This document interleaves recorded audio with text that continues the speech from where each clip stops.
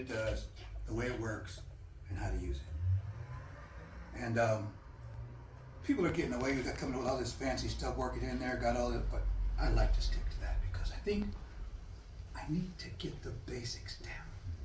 The thing itself. Dr. Holmes had the audacity to call God a thing. I gotta tell you, this was offensive to me. I didn't appreciate it. I understood the logic behind it. I couldn't even argue the science behind it.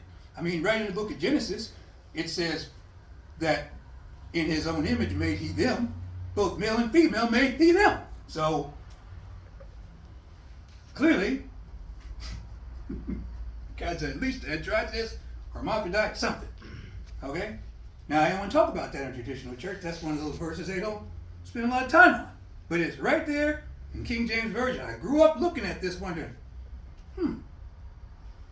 So when Dr. Holmes called God it, I couldn't argue.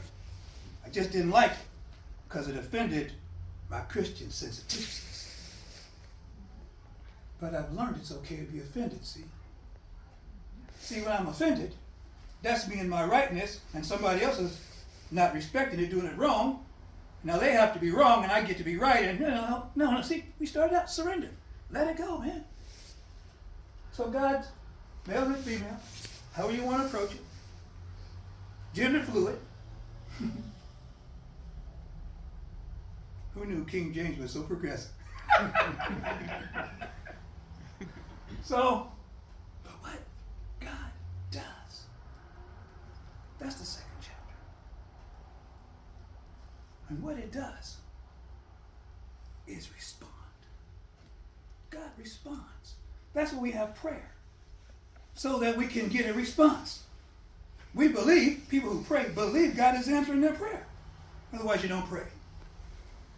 So there's a relationship. My own particular theory is that God must be relationship, because everything that exists is in relationship with something else. There's no singularity in the universe that is not being affected by something else.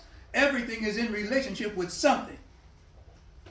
So whatever created this relationship that's in relationship with itself must have some idea or must have some relationship to it.